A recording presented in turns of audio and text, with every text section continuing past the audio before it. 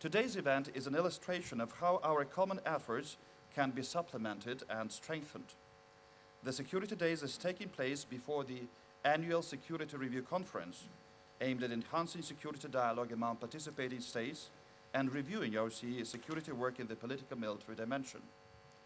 The theme of this year's annual Security Review Conference, Towards Helsinki Plus 40, Finding Common Responses to Security Threats and Challenges, reflects the significance of the Helsinki Plus 40 process as a collective and cooperative effort in paving the way towards the Euro-Atlantic and Eurasian security community. The informal concept of the Security Days complements the ASRC, where discussions predominantly take place behind closed doors. Benefiting from the input of a diverse expert community, the Security Days creates an open forum for debating fresh ideas and approaches to the security challenges which feature high on the OSCE and the Helsinki Plus 40 agenda. By opening the floor to the academic experts, think tank representatives and NGOs, the interactive concept of the event allows for track 2 contributions to be channeled into intergovernmental discussions. At last year's Security Days, participants concluded that a security community cannot be established artificially.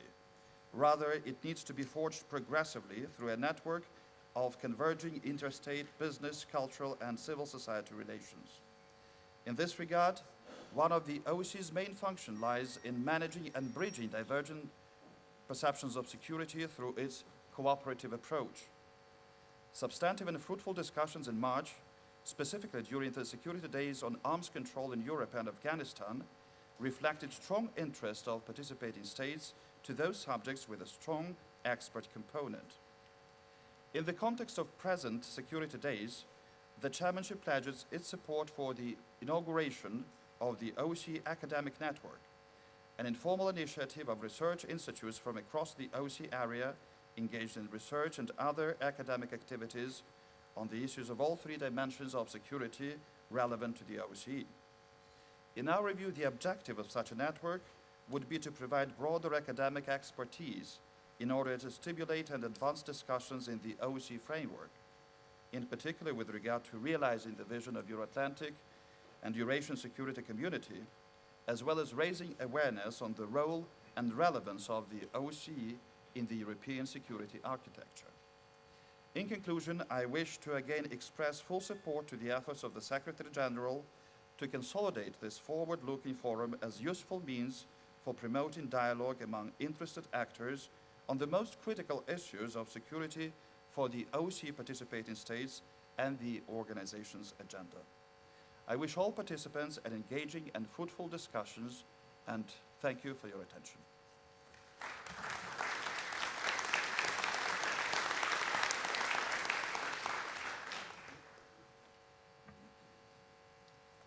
Thank you very much, Igor, for your welcoming and encouraging words. So as anticipated now, a few words about working methods and logistics of this meeting. This conference, as you know, is an informal event. There is no official record of what is being said. However, you should be aware that there is the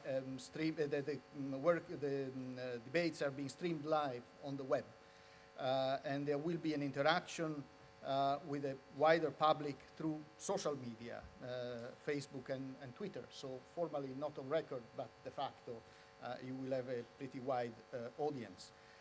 Each panel will feature 4 or 5 speakers, and the moderator will introduce and manage the session with the aim of keeping the debate lively, interactive, and relevant. And we have kindly asked all speakers to keep their introductory remarks as short and focused as possible. We have indicated 5 to 7 minutes, possibly, flagging interesting idea and engaging the audience, and of course coming in repeatedly in the course of the debate. All participants are encouraged to play an active role in the discussion. It shouldn't be just a discussion among the panelists, but should be a discussion that involves the public. Should you wish to take the floor, please raise your hand. The moderator will give you the floor, and one of our assistants in the room will approach you with a microphone to take your comment. And for those who cannot join us in the Hofburg, feel free to drop us your comments and questions via Twitter and Facebook, and we'll do our best to incorporate them in our open discussion. Some of these comments may appear also on the screen here in the room. Today's reception and the night owl session will take place in the beautiful Säulenhalle in the nearby Welt Museum. It's the other wing of the Hofburg. Please make sure to bring your Security Day badge to be granted access to that area. Lunches and coffee breaks will be served in the adjacent Vorsaal, right here, next to this room. Always do keep in mind time, though, as we have many interesting panel sessions and a fairly tight schedule. Finally, be aware that immediately after the first panel and just before lunch, I shall seize this fantastic opportunity to award the 2013 OSCE medal to 5 distinguished individuals who have made a significant contribution to the work and the values of our organization. More details to follow. So if you need anything, just ask my staff. And without indulging further, I will now pass the ball to Mr. Edward Lucas, international editor of The Economist, who will moderate session 1 of the 2013 Security Days Conference, the OSCE in the 21st Century. Please, all the speakers are kindly requested to join him on the podium. I wish you all a very lively and successful debate. Thank you very much.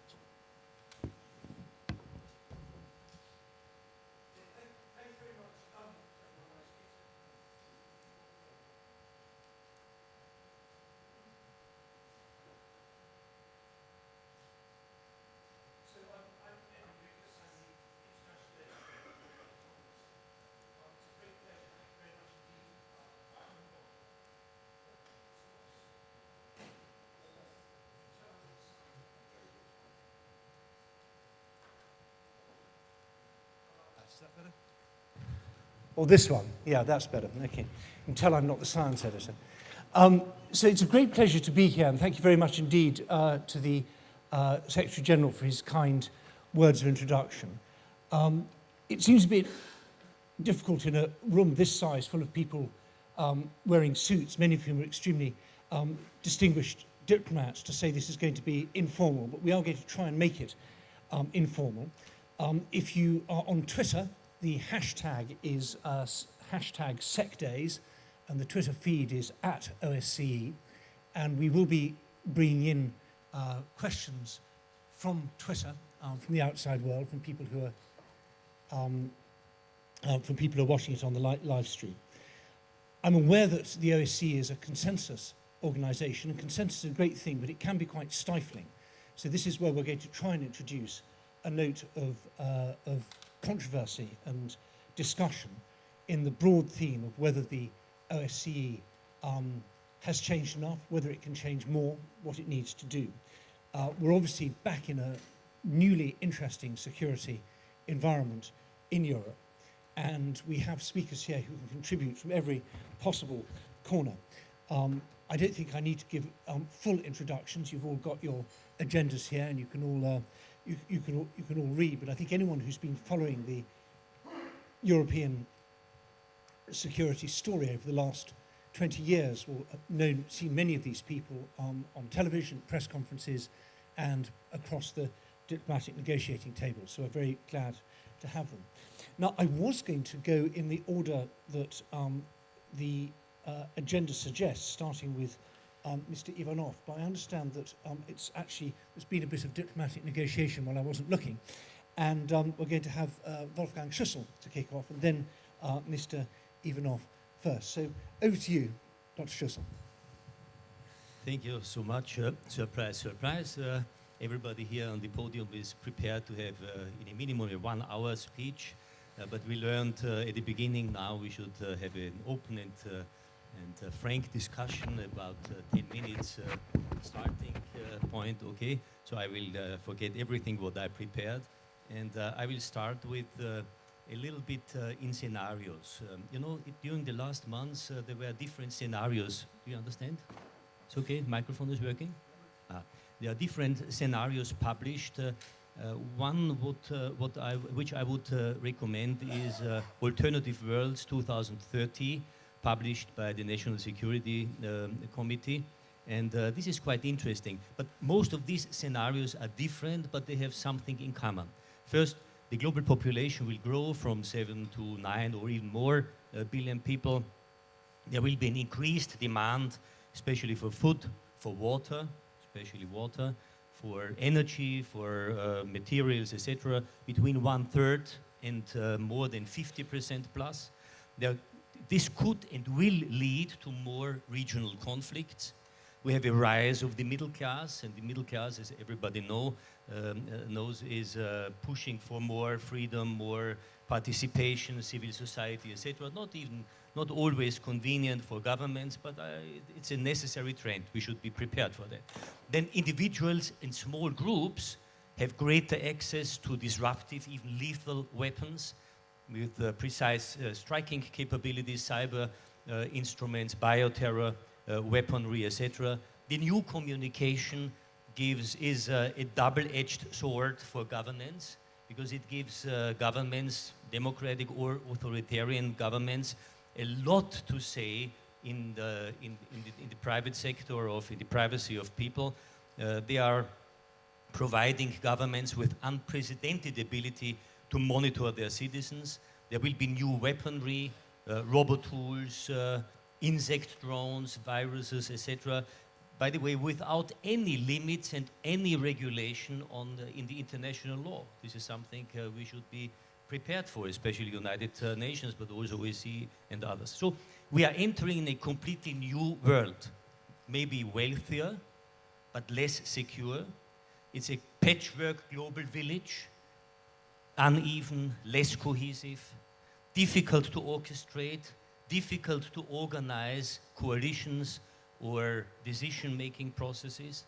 And smaller nations and mid-sized nations, self-evidently, but also bigger and large nations are no longer able to solve these problems with their own means. So there is a need for more multilateral framework. So where is the OSCE in this context? I think the OSCE is the biggest regional security organization with 56 member states under Chapter 8 of the UN Charter, has developed a truly remarkable concept of comprehensive security, and has an impressive toolbox in confidence and security building measures, and it is a relevant example for other regional and sub-regional organizations like Black Sea or Guam, or, by the way, for Africa, for Southeast Asia. So this is a quite interesting example for others. And we have specific institutions. The High Commissioner for National Minorities, by the way, quite interesting. The representative for freedom of media, ODIHR, the Office for Democratic Institutions and Human Rights, the representatives for freedom of religion and belief. So all in all, this is really an interesting toolbox. Now, the second part of the theme of the Security Days is community of values. So a real and honest question, frank question. Do we really have common values? Do we share the same values? And I mean the values are enshrined in our treaties. Human rights, the respect for individual citizens to speak out, the freedom of religion and belief, freedom of media, safety of journalists, etc. So let me finally focus on two important areas. Some of them are among Austria's priorities in the human rights field. First is the freedom of religion and belief, and the safety of journalists and the freedom of media. One of the candidates of the position of the OSCE High Commissioner for National Minorities recently made a wise remark. The last thing people would give up, if forced to, is their mother tongue. But the very last thing they would hold on to is their belief. This should make us think a bit. And I think we should be concerned about the rise of conflicts and violence related to religion, as well as the increase of religious extremism in various parts of the world. Many social conflicts have strong religious dimensions or are exacerbated by tensions based on religion. To give you an example, the Danish cartoon crisis is a very interesting example. By the way, not well documented and not really, the lessons are not really well learned. It started, you know, in autumn 2005 and spring 2006 during the Austrian presidency of the European Union. And recently was a very interesting article published in the New York Times when was an attentat against, again, on the publisher of this Danish newspaper, Hedegaard. And interestingly, the Islamic Society defended him. The Islamic Society in Denmark defended him. But the interesting thing is, they played an important role at that time, 2005-06, in stirring up passions against the cartoons of Mohammed, and they are now regretting their own role during the uproar over the cartoon when this Islamic Society sent a delegation to Egypt and Lebanon to sound the alarm on Danish blasphemy. By the way, they prepared a 40 pages document with some faked cartoons, at which, and these, especially these cartoons, were made, was the last spark to create an explosion all over the world. You know, embassies were stormed. We had 139 killed people. Close to 1,000 people were wounded. This is really, was a worldwide uproar. So I think religion is a very interesting thing, and I think we should defend with all our means the freedom of belief, the freedom of religion, but we should not forget that all religions all over the world are minorities. And all tendencies worldwide are leading into a pluralistic world. Urbanization, migration, literacy, exchange of trade and culture, the technology of communication and information. So we are really entering in a multiple modernities and in a colorful world. Paul Zulehner, a theologist of Vienna, calls it Verbundung. Verbundung, Bund means colorful, and this is a quite interesting thing for that. So the idea to defend religions, but also to make them responsible for tolerance, for respect of other beliefs, is a very important thing. The second point is the safety of journalists and the freedom of press. You know, journalists play a special and decisive role in societies as providers of information on matters of public interest. To preserve this important role is in the interest of society as a whole. The consequences of attacks against journalists are manifest. An absence of crucial information, a denial of the people's right to know, and an inability of journalists to retain the independence that is so vital to their professional credibility. So I think all in all, the OSCE is a shining example, and could be a shining example in all these very sensitive and very interesting ideas and issues, creating a platform, connecting people, not only leaders, political leaders, but also the NGOs, the think tanks, the journalists, the media, the religious leaders, etc. So I think all in all, the OSCE is a cornerstone for defending these values, but we have to be aware that it's up to us, the member states and those people who are interested in the success of OSCE, to make it really a fruitful exercise. Thank you very much. Budget should not be forgotten, because everything depends a little bit on budget, and the budget foundation of the OSCE is not very positive, you know that. So thank you very much for it. Well, thanks very much indeed for that very encouraging introduction, Dr. Schüssel. I like the idea of shining example. I'm going to go to Mr. Ivanov next to give us a Russian perspective, because I think it's no secret that the relations within the OSCE have sometimes been strained on some issues in previous years, and there is, it's quite hard sometimes to say that there's a common, the common values are trumping those difficulties. So I know Mr. Ivanov is very keen to articulate the need for a new vision. He told me he doesn't like the word reboot or reset, because that doesn't really belong in diplomacy, but he does want a new start. So over to you, Mr. Ivanov. Thank you. Thank you very much for inviting me. Chancellor Schüssel is a global politician. That's why he started from global problems. I am a European diplomat, and I will try to tackle the problems of European security. The title of our panel suggests that we approach OSCE from two different sides. The first is the traditional hard security side, which emphasizes the role of the institution in dealing with the old security agenda inherited from the last century: arms control, crisis management, conflict resolution, and so on. The second is the soft side, covering such elusive matters as trust, mutual understanding, and common values. 40 years ago, when the Helsinki process was launched, the soft side looked completely immaterial. Europe was divided into two political, economic, and military blocs with the irreconcilable values gap between them. Only the hard security side did really matter, and in the center of political discussions, there were such issues as types of missile launches, numbers of troops and tanks in Europe, and the levels of combat readiness.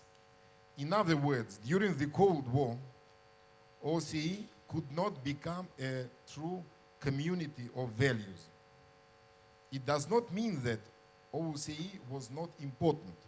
Over years, it played a very important role in building the European security, reducing tensions and building bridges across the dividing lines of the European continent. We owe a lot to the wisdom and dedication of political leaders, diplomats, and experts in the East and in the West of Europe who started the Helsinki process back in 1973. But from the very beginning, the limitations of OSCE were evident to everybody.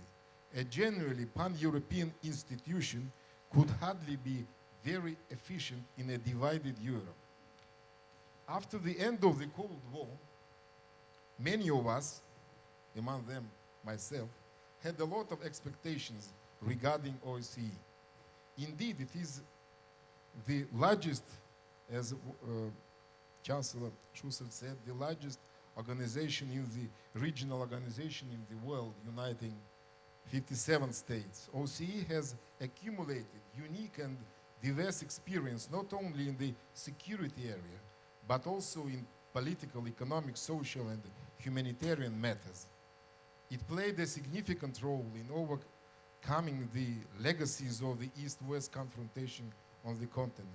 It was only natural to expect OSCE to emerge as the cornerstone of a new, indivisible Euro-Atlantic security system. However, today we cannot say that this goal has already been achieved. The initial step in setting new goals for OSCE, in my view, is to take a sober and unbiased look at the current security situation in the Europe. If we don't try to hide problems behind nice words and diplomatic protocol, we should recognize that today, 20 years after the end of the Cold War, we don't have an integrated Euro-Atlantic security system.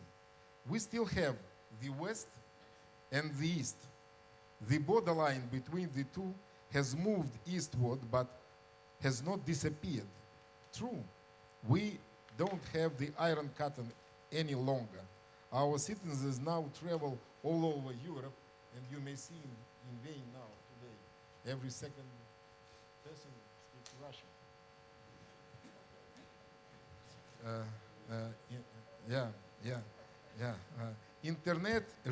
Internet reaches out to remote corners of our continent, and even more importantly, there are no ideological contradictions that could explain and justify a protracted political conflict.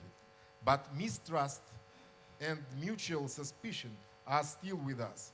Our attempts to create common Euro-Atlantic security space have failed in the most spectacular and unambiguous way. OSCE has not yet become a community of values in the true sense of the word. I will not intend here to analyze the reasons of the missed opportunities. My point is much more general. I tend to believe that Russia and its Western partners failed because neither side has even considered a strategic partnership in a serious way. We never really learned lessons of September 11th. Neither had we made proper conclusions from subsequent terrorist attacks in Spain and in the United Kingdom. The United States continued to pursue its unilateral world domination strategy, having missed a chance to lead the international community to a new world order. John, maybe you don't agree with me, but this is my... Speaking about Russia, initially Russia fought for its mere survival, and later on enjoyed an unprecedented energy-based wealth.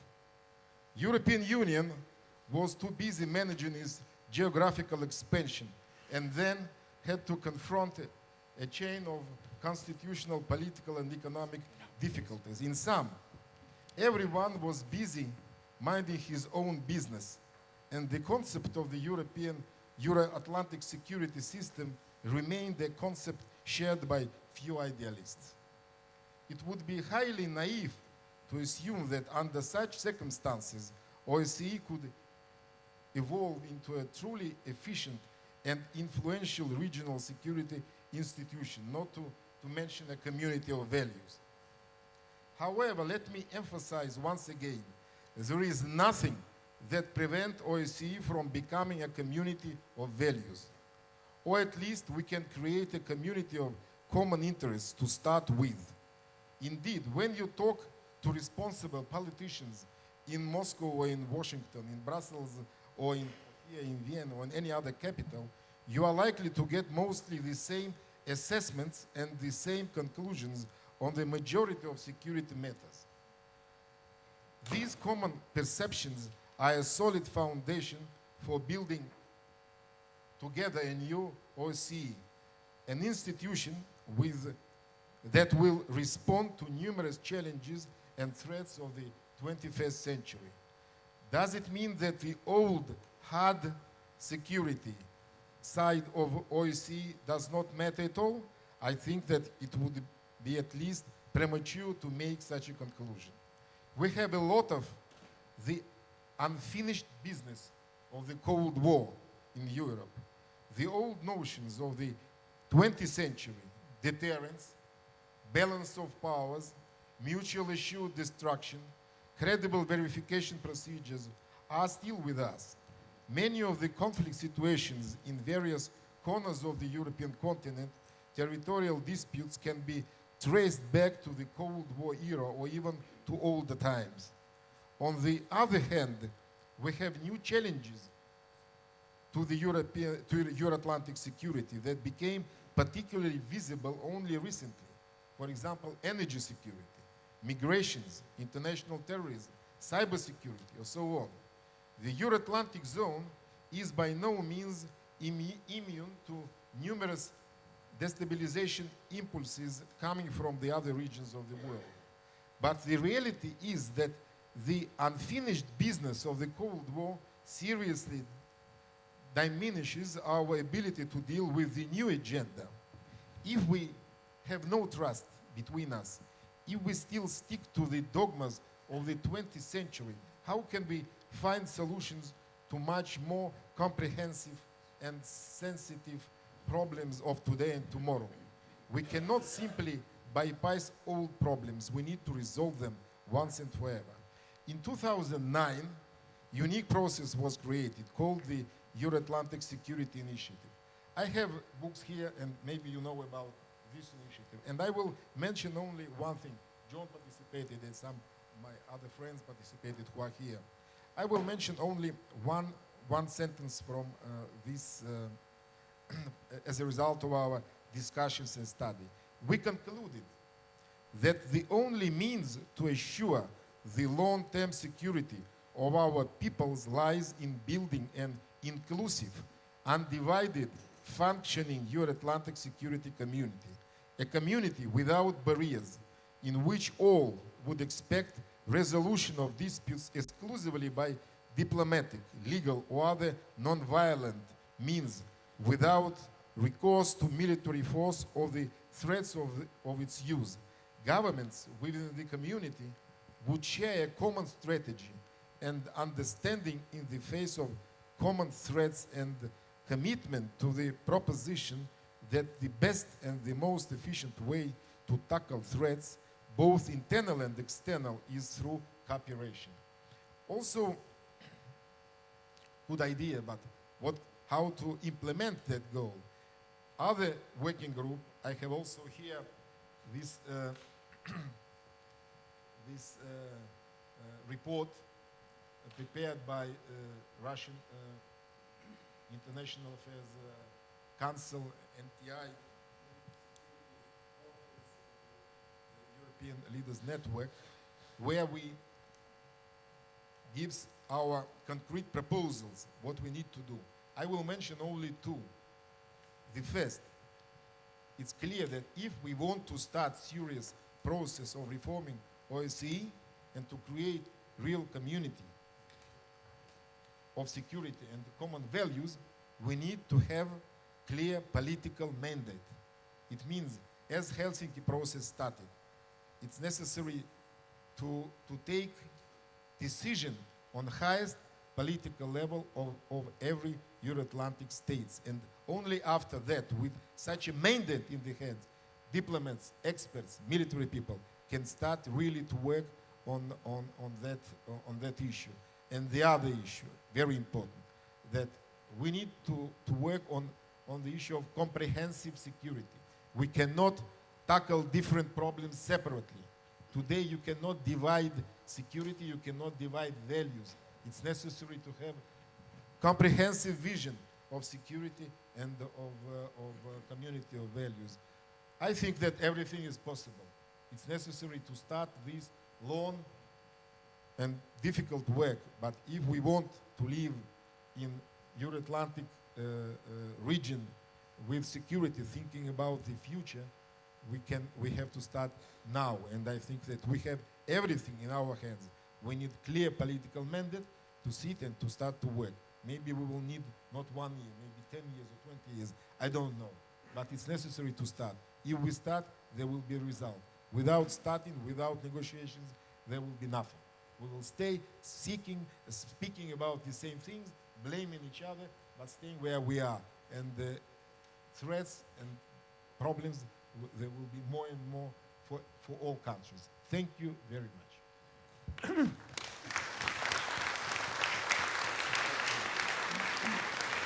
Well, thanks very much indeed, Mr.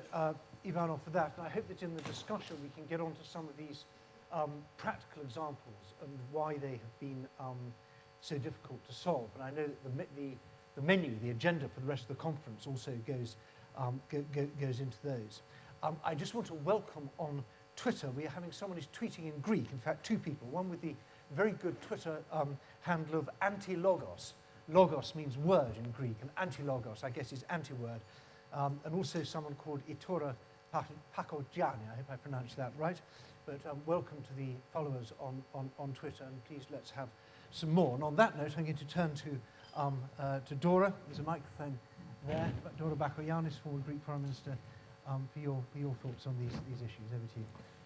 Well, thank you very much. Thank you for this invitation. It will be probably one more of my speeches which will stay unread, because I heard with very big interest what Chancellor Schüssel and Mr. Ivanov said, and I want a little bit to continue their thoughts. Ladies and gentlemen, you understood I'm Greek, which means I'm coming from a very small country, which is also in a crisis now. But anyway, I had the privilege for a while to preside the OSCE. It was one of the most interesting experiences in my life. And I think that it was very clear, even from that moment on, that what Chancellor Schüssel said about the new challenges the world is facing, that we had to change our way of thinking, we politicians, I mean, had to change our way of thinking in dealing with the OSCE.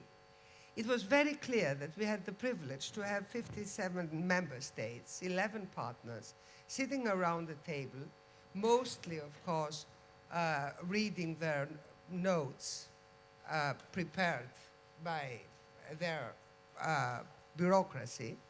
But sometimes, in a very few occasions, they were free to speak to each other. And this was also the main reason why we thought, and we started the so-called Corfu process at the time.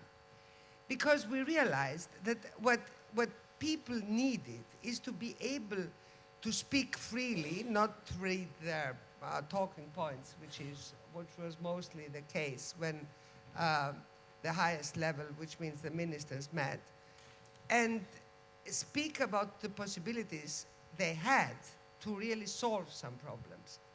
So now the challenges were the new challenges which Chancellor Schüssel said, terrorism, migration, problems which came up, which were common problems for everybody.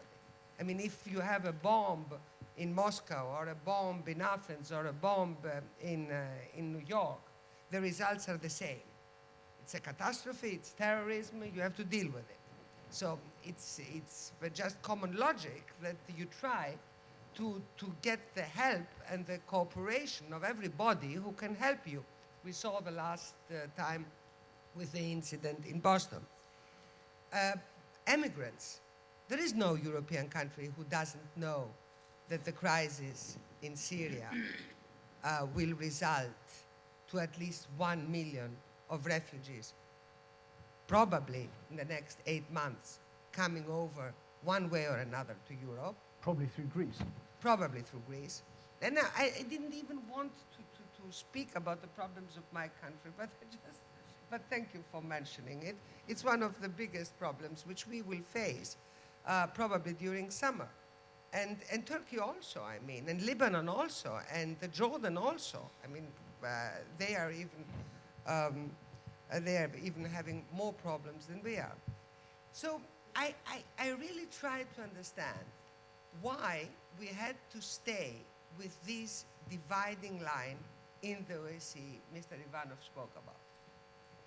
Because we could start with issues where we could easily find an agreement and work up, excuse me for my English, and work on that and start building this confidence which we needed between the 57 states.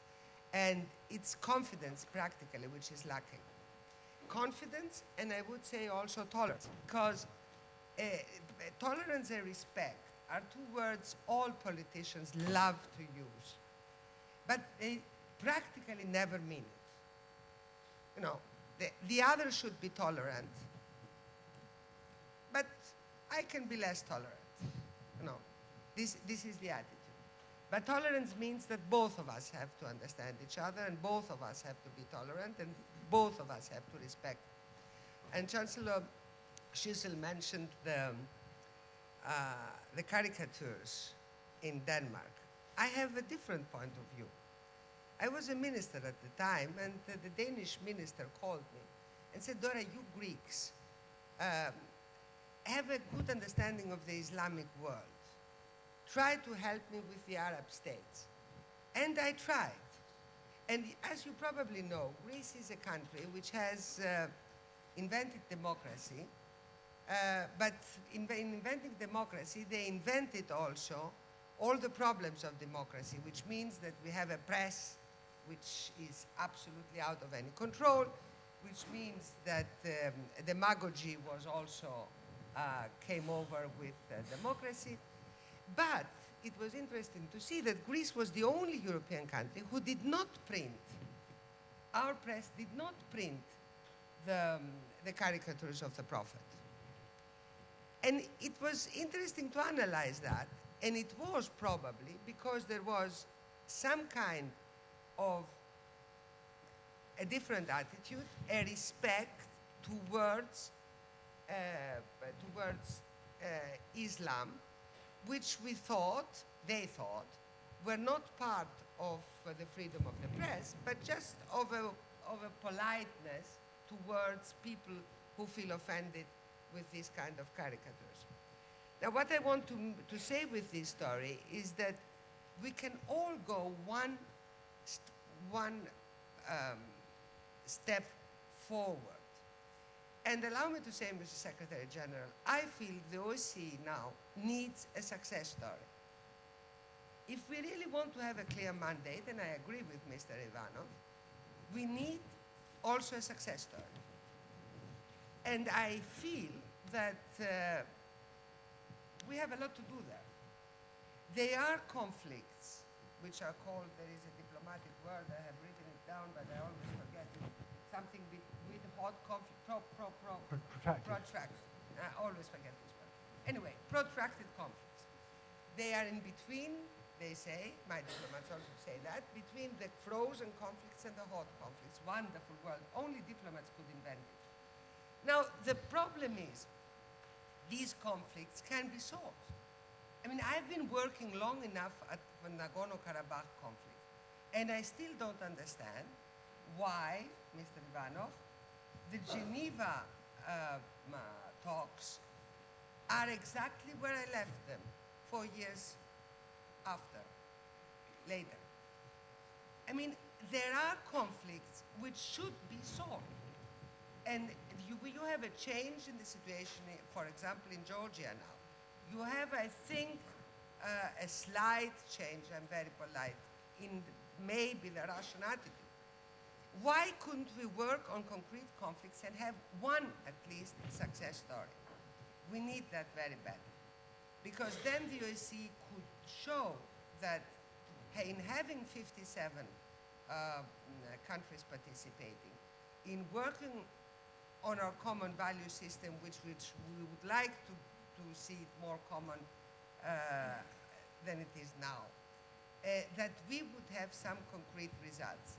And then also the political leadership, and I'm finishing, I see you are looking at me, the political leadership should understand that the value of the OSCE is bigger than they perceive it now. It is a pity that we did not have any kind of summit, and everybody tried. At least I know I tried, and I believe that every presidency tries to get a summit, and we never managed, which means we never managed since, we were looking for it, since 2004, I think.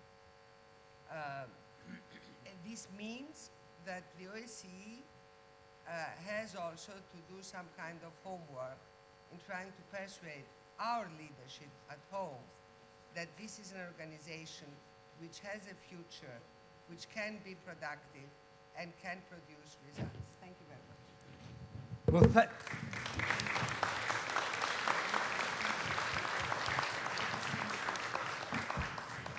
Well, thanks very much for that. I'm going to ask you a provocative question, but I'm not going to expect an answer straight away, so you can come back to it in the discussion. But I may hear it already. I'm going to ask you now, and you don't have to answer it straight away, which is, obviously these old Cold War issues arising out of the events of 1991 are very difficult. But I'm wondering, could you imagine maybe the OSCE adopting the main issue, relations between Greece and its northern neighbour, as something which could then be made into a success story?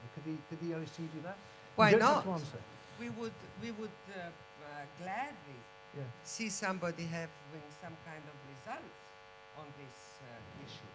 So yes, look, I told you we start in saying, if you want to be tolerant, you cannot ask only tolerance from the other side. So yes, of course the OSCE could try to be productive on that issue. But at least this is not a Cold War. At least there you don't have dead people every week. I was speaking about issues which the press is not interested today. Nobody really knows what's happening.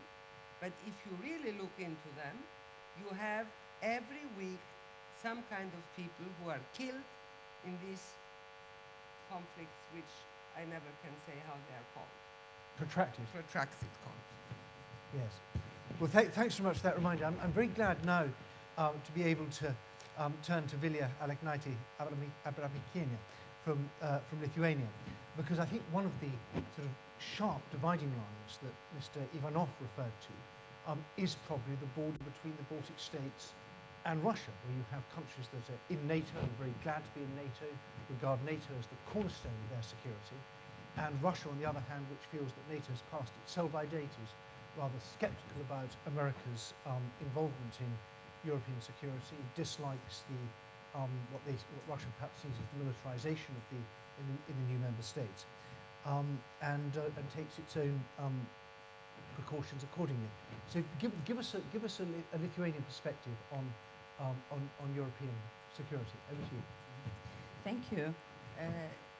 Ladies and gentlemen, I have, of course, prepared my written speech, but as I see it is impossible to use it.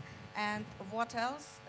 I am here representing the whole OSCE Parliamentary Assembly as the rapporteur of the first political committee. And of course, I wasn't very much oriented to the matters of my own country. But when I was studying music, I recall one of our professors used to say that children should start to learn music very early. They should be exposed to music teaching when their mothers, or even better, their grandmothers are in the prenatal condition. What it means? That it is better to start earlier, but it's never too late. And same thing can be said about the trust between the nations. Everything what we are doing, what we are seeking for is the result of the past. But it's never too late to start or to restart. It would be my response. Lithuania and other Baltic states, of course, are very happy to be in the club. I mean, in the club of NATO and the European Union. But we always are ready to restart teaching of music. Because music is always better as the sound of the war or the sound of some conflict. As far as I know, there is only one written constitution among 57 states where the right of people to pursue happiness has been declared expressis verbis. But there is no nation and no people which would think or feel in a different way. The great Russian writer Lev Tolstoy stated in his novel Anna Karenina that all happy families are similar, but unhappy families are unhappy each in his own way. We cannot deny that Tolstoy has had some reason, though I don't know if it fits to all communities, to the community of the OSCE. Nevertheless, we know, as nations, as states, from our own experience, how sophisticated and ingenious the evil can be. But this is only a part of the truth, because at the end of the day, all evils we commit, even if we only respond to evil, bring us to the same result. When we override the principles and convictions which are substantial, agreed and declared by ourselves, we not only look poor in the eyes of our citizens, we become uniform gray in this game, which has a name, well-known name, realpolitik. This year, the Parliamentary Assembly is going to gather in Istanbul after 14 years, when in 1999 the Charter for European Security was agreed and signed, and Mr. Ivanov, who sits next to me, put his signature to this very important document. And his signature means that Russian Federation was consent to the decisions of the Istanbul summit. Of course, when Pierre returns to Istanbul this year, many things are looking differently. but we should to assess in real term the added value of our organization as well as to stimulate its efficacy. I completely agree with Ms. Dora Bakoyannis that we need success stories in many fields. We urgently need success stories. Even more, we need all member states understand and feel that engagement in negotiations, in rebuilding of trust, are not less beneficial to them as the continuing confrontation or ambition to be a superpower. We need success stories. We need protracted conflicts not to remain protracted. We don't need any unilateral steps, as for example, on the border between Moldova and Transnistria. Any unilateral steps which could challenge the efforts made by Chisinau and foreign partners. Many things could be said. We need a success, and that's why we are talking today in the language of values. It's why I think international politics cannot turn away from virtues, because only virtues and values can uphold our horizons a little bit, at least in 1 inch up from the card table realpolitik. And only strong and fair commitments to agreed principles and universal values are able to unite us all in all our differences into the one OSCE community. And I'm sure it would be absolutely beneficial for all states and all nations. Ladies and gentlemen, in 2014, the world will commemorate 100 years from the beginning of the World War I. And we are exactly in the room where repercussions of this major disaster were strongly felt. We are witnessing in our time, in many countries, how much the public interest to the World War I has grown. More and more books and articles have been published and read. And it has a sense, because we can look into the subject from a historical perspective. And each time we look, we ask ourselves, how was it possible that people in Europe had felt the disaster and the twilight of Europe coming, but they didn't act to prevent it? I expect that incoming annual session in Istanbul would provide political ideas and input for the very important OSCE decision on Helsinki +40. I can assure you, especially distinguished diplomats, that all representatives of your countries, all members of your parliaments are very bold in expressing their views, in expressing attitudes of their own people, their electorate.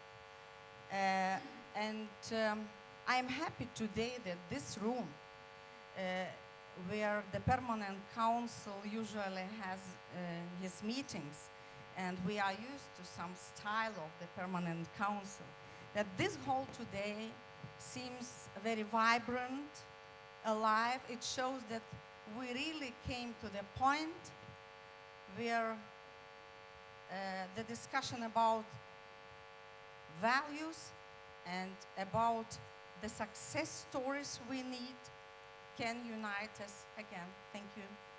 Thank you very much indeed.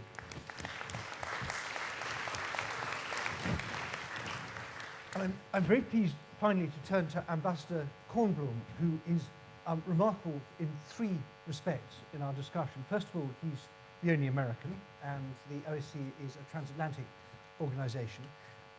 He's also has no official capacity now, so he can say exactly what he likes without worrying about That's not because there's anything wrong with the OSCE as such, it's because the world around it has changed so dramatically in the last 10 or 12 years.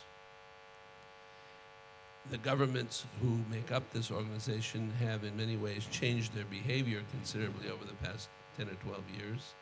The environment that the OSCE is living in has changed dramatically. And so to say we're now going to go and build some sort of community first requires us to understand what the task is. And I would argue we don't know what the task is right now. I was, in fact, working on the OSCE when it was, even before it was the CSCE. It was called the Helsinki Project at the time I started working on it. And there was no idea in those days of building a common security community. That was not the basis of this organization.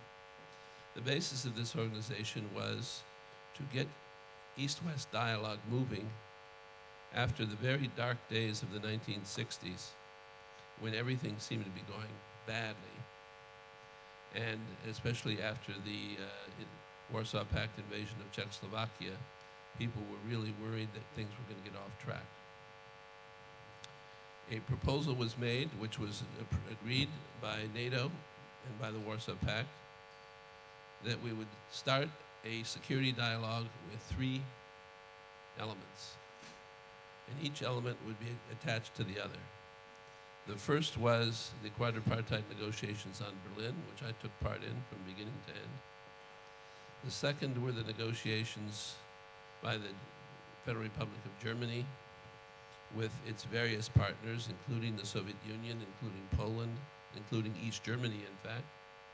And the third then was to start a process to take up a mutual security discussion, which was actually based on proposals that the Soviet Union had put forward in 1955, but was rejiggered considerably.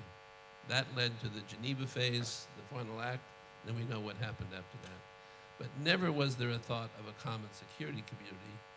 The thought was a pragmatic effort to find some principles upon which a large number of very different countries, there were fewer countries then, but the differences were probably greater, could in fact reach some positive agreements with each other. And the Geneva phase was very, very slow. If you want to talk about slow diplomacy, you should have been in Geneva. It just never went anywhere for weeks on end. Adam Rofelt was there also. Maybe some others were there, and you can remember what it was like. Luckily, it was a nice summer in Geneva, so it was okay. But there was never, and so what we came up with was a very, I think, creative and probably even revolutionary integrated approach to security. And that is what we have today, an integrated approach to security. Other people have mentioned this already. Lamberto mentioned it. That is, security is not just military, it's not just diplomatic, it also is economic, cultural, human rights were put in with immense debates, needless to say.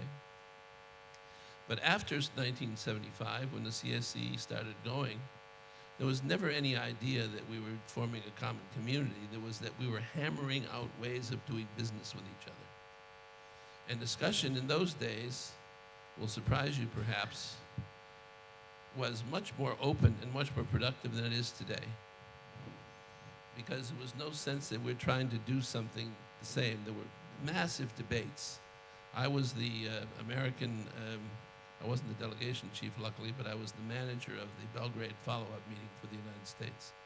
That was a totally open, raucous affair. And it ended up with some very important achievements, and the most important achievement was to accept the fact that the treatment of citizens inside a country were a matter of international concern. Never before had that been ever written down anywhere, and the OSCE is still the only place where it's really written down. Through the 80s, again, in the Cold War period, let's not forget, there was a Moscow meeting on human rights, 1983, 84, and there was tremendous progress made, so that when the Cold War finally ended, and the Helsinki meeting took place where I was the American delegation chief, we had, in fact, a very open and interesting discussion. But let's not forget that the Helsinki meeting also was the place where the first diplomatic steps on the Bosnian War were taken. And secondly, where we tried in vain to stop a war in Nagorno-Karabakh. We failed, but we really worked hard on it. In those days, nobody questioned the usefulness of the OSCE. The OSCE became the OSCE in 1994 when we decided that it should be called an organization rather than, in fact, the United States wanted to keep the C, and we wanted to call it the Community for Security and Cooperation in Europe. That would have been the right word. But our friends in the European Union didn't like that. Even though they'd already changed their name to Union, they still wanted to keep the community. So we didn't. So it's organization. In any case, it also worked in those years very well. What has happened since then is not anybody's fault here. It's not fault of the OSCE. It's because the world has changed completely under our feet. It is no longer, there's no more Cold War. I disagree with the idea that we're fighting Cold War battles. We're not fighting Cold War battles. The battles we're fighting are that different parts of the OSCE region are reacting to the new challenges differently than others. Russia has a very specific way of dealing with this, which is one that is not shared by most Western countries. But that's not a Cold War difference. It's because Russia is reacting to the new world differently than we are. There are still conflicts in the Caucasus, still some in the Balkans.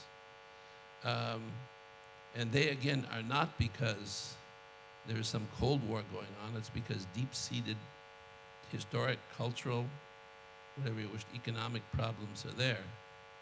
There has been a war in Kosovo, which included NATO military forces, which some countries like Russia took great offense at. I can understand that. But there was also a war between Georgia and Russia, which led to the occupation of 20% of the territory of a participating state. Not exactly a common security community. So my point, and I'll stop with here, is that we need not to say that we should be dreaming for something in the sky. We should be going back in a way to the way the OSCE operated before. Why? Not because people are more backward, but because the world has changed so much that we really need to go back to first principles and start talking again about what security is all about. And I would have one modest, but I think very important proposal, which has to do with a large number of members. I think it's 27 at the moment, the European Union. You would help this organization considerably if you would drop the requirement that only one country speaks for the European Union. That is, since I'm not a diplomat anymore, I can say this, that is ridiculous. To silence 26 members of the European Union for some phony compromise which was worked out late into the night. This is ideology which hopefully the European Union is now giving up, but it hasn't yet. But you have crippled this organization over the past 20 years by doing that. So that's my contribution to this, and I'm sure other people will disagree with me. But going back to first principles and talking about security rather than talking about communities is a very good way to start. Thank you.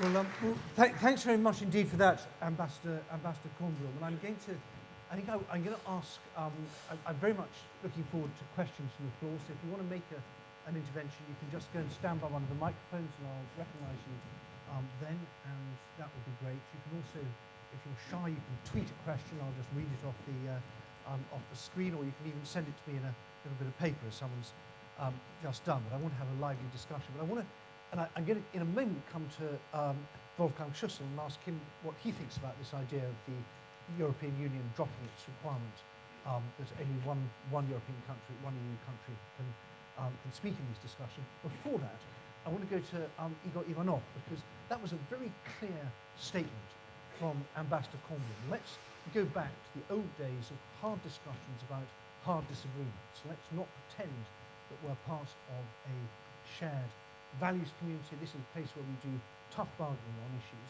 That worked then. Why couldn't it work now?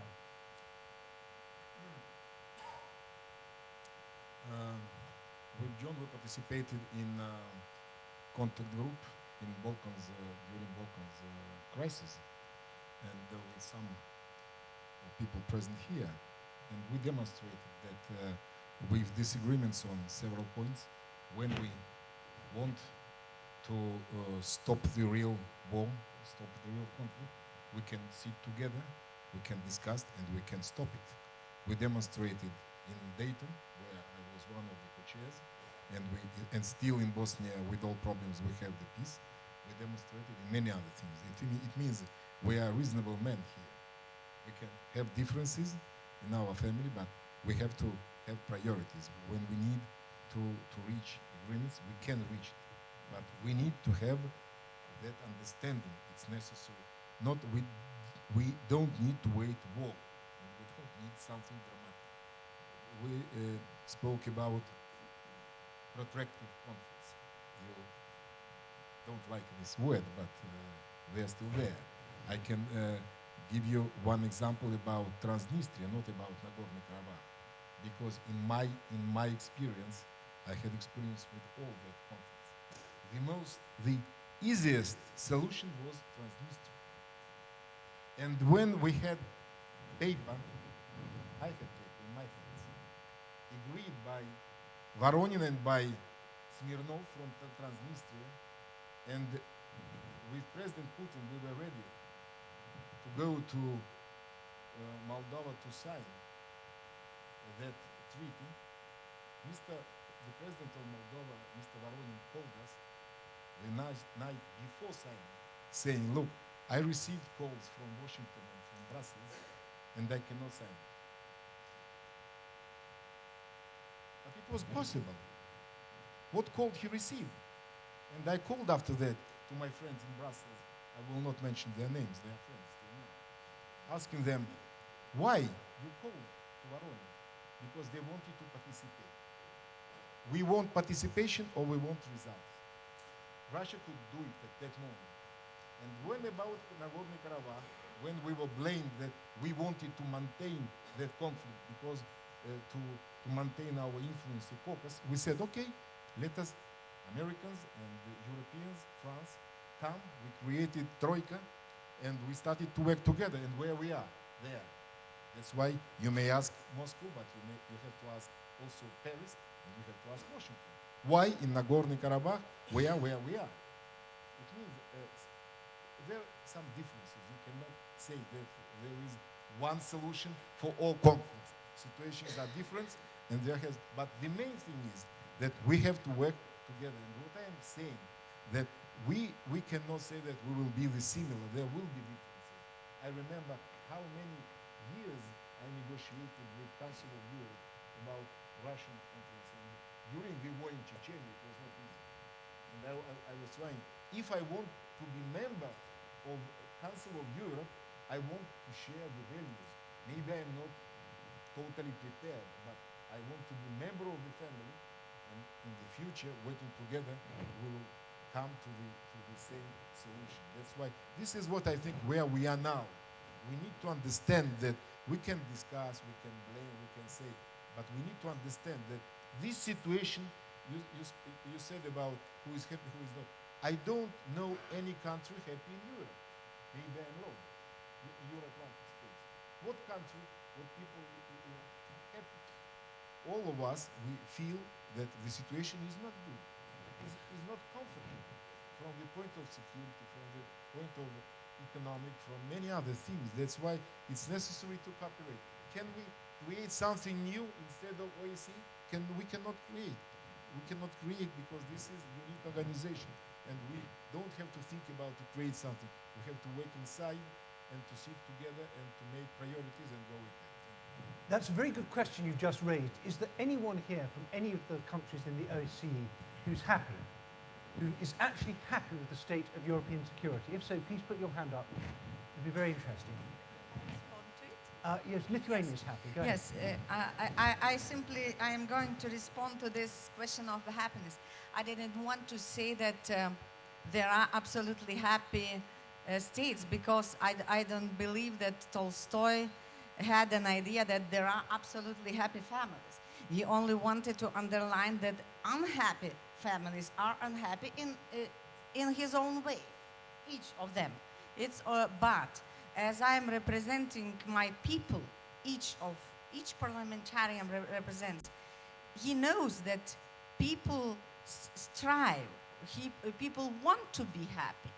One of my first experiences as parliamentarian, I was much younger at that time, I was receiving people as usually parliamentarians do, and one elderly man came and told me, "You won the elections, but I didn't become happier." You know, everybody around me started laughing, but I became unhappy myself because I felt guilty. I was elected, and old man didn't get anything from this fact. So as we are elected or appointed, we cannot be absolutely ignorant to how people are feeling, and not only in our own countries, but in the countries where civil wars are taking place, where they are attacked every day. It's, you know, it makes pain. It should be painful. Otherwise, I don't know what are we paid for by So- our electors. That's only. And about Moldova, if I may, I wasn't involved absolutely in the negotiations, but as far as I know, there were some preconditions about the future of the country, about the right of this state to choose his own way, own alliances and so on. Maybe this was seemed as an obstacle. Maybe I'm wrong, Mr. Ivanov. I don't know. My problem is that I am diplomat, and I manage facts. I don't say what somebody can say. What I say, I know. That's why, if you want to have information from direct sources, you have from direct sources. Right, I've got some questions I'm going to put to all the panel. First of all, I want to go to Wolfgang Schüssel just to respond to this point about the role of the EU in the OSCE. You've run an EU country very successfully. You know the OSCE very well. How should these two organizations fit together? I think it's legally difficult because foreign policy is not in the competence of the Union as such. This is an individual, it's an intergovernmental policy. Therefore, each member state has the right to speak out. I'm practically on the same side like John. Sometimes it's wiser not to use your right to speak out every time and in all circumstances. But I think this is not the major problem. The real problem I see is going back to the principles of OSCE, are we really on the same basis? Do we really think that we have to defend our citizens to speak out and to guarantee their rights? I mean, looking to Prism Gate, looking to Taksim Square, looking to the question of NGOs as foreign agents, etc. So I think these are the real practical problems, and I'm fully on the side of Igor. I'm not defending the right of happiness. I think OSCE is not in a position to guarantee happiness of the citizens, of the population. I'm really a defender of realpolitik, and I think it would be enough to guarantee stability, security, and creating a good framework for policy. And I'm not so negative. I mean, looking back 100 years ago, what my neighbor said, and this is really a success story. In 1913, in this very city, in Vienna, you had Joseph Stalin. He came, by the way, under the name Stavros Papadopoulos with the false passport to Vienna, and he wrote his famous book on the role and right of nationalities here in Vienna. You had Adolf Hitler here. He was a painter, not very successful. Probably it would have been better if the German professor at the Academy of Arts did not refuse him. Maybe history would have taken a different direction. Trotsky was here in Vienna at the same time. He was the most famous chess player, and he was paid for that in the Café Central. And you have Joseph Tito here in Vienna. He was in mechanics, car mechanics, and with a liaison to a countess and driving her cars around the Ringstraße. So I think looking back, I think today are much less harmful people around in Vienna. I hope so, looking around in the auditorium. And I think the situation is much better because nobody, at that time, everybody was in a fever of incoming war. And everybody, most of them, were really encouraging, were in favor. The Social Democrats, the Communists, the monarchists, everybody. Today it's completely different. Nobody is pretending a war is a solution. And I think this is a success story, even for us. And we are not the most important organization, but we are an important organization. So this is the real success story. Well, thanks very much for that. It's tempting to speculate when the historians in 100 years' time are looking back on Vienna in 2013, what monsters they will spot who we have regarded as just unexceptional taxi drivers or failed painters or people with fake Greek passports or whatever. But I just want to come back to what you said. You were saying you need success stories, and David Galbraith has been tweeting. There are actually a lot of OSCE success stories. They may not be coming so much from here, but you know, the High Commissioner on Minorities has got success stories. ODIHR has got success stories. The Media Freedom guy has got success stories. So there are quite a lot of success stories. Are they just not the right kind of success stories? Or? No, of course they are the right kind of success stories, and I mean we would like to see them even become more. What I mean success stories is that I would like to see one conflict solved by our organization. And this, you don't want that. Okay, I would like to see that. Because I don't know why you wouldn't see it, but it would be, let me come back on Nagorno-Karabakh. It would be a very great thing if we manage to solve the conflict of Nagorno-Karabakh. And I don't understand why we shouldn't. I mean, Mr. Ivanov said before that there would be that the participation of the European Union, etc., was needed.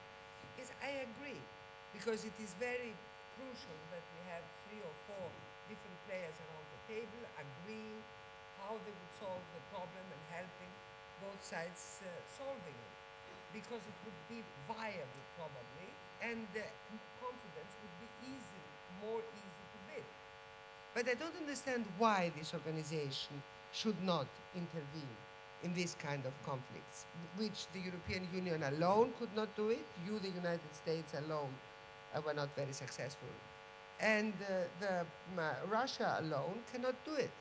Why? This is the only organization which would have the capacity and the possibility to intervene and be successful in this region. So I don't understand why we shouldn't. I mean, it looks like, yes, we would be happy to go back. I was not participating, as you did, at the beginning of the OSCE, so I'm not very well positioned to express myself. But I don't think that today what we really need is just discussing about collective security and going back, because times have changed radically. We need now new interventions, new tools, if we want to be successful.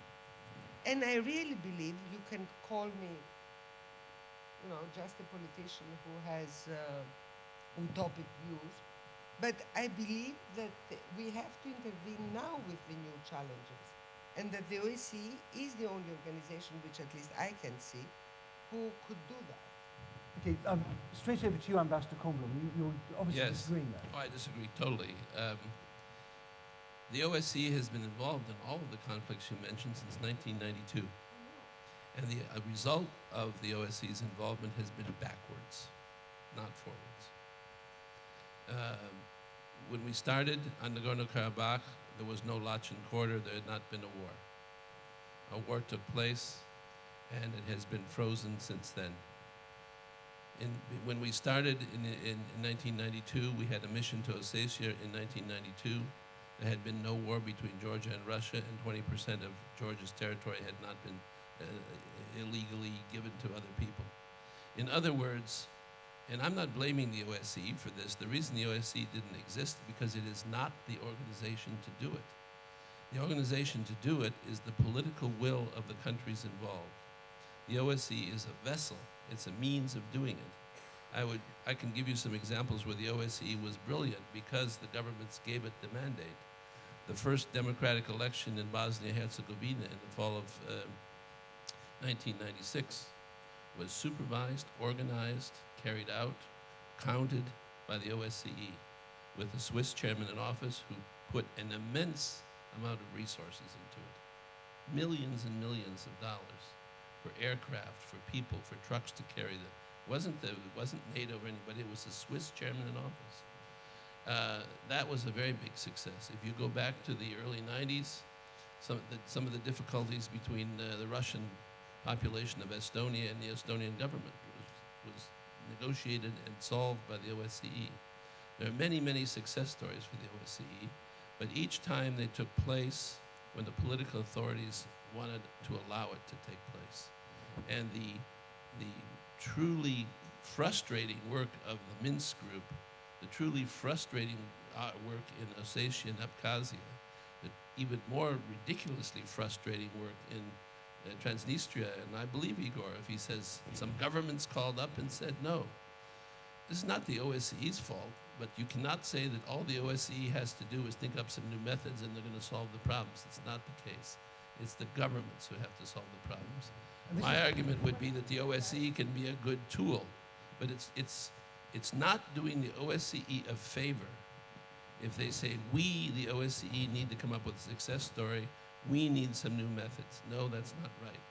You, the governments, including my own government, need to come up with the political will to solve it and hopefully use the OSCE to do it. But it's wrong, and it's in fact negative to put the onus on the OSCE to do it. And that's... Well, I was probably totally misunderstood, because I said before that the OSCE has to go back to their governments to persuade them that it is the right tool. Or, okay, the governments can use the OSCE, we agree on that. But anyway, what I mean is that the vehicle, the tool of the OSCE is one of the best tools we have. So we can agree on that. So the political will is missing. And that was your point as well, Mr. Ivanov, that you need, first of all, a political mandate at the beginning, and then after that, can you pass the microphone,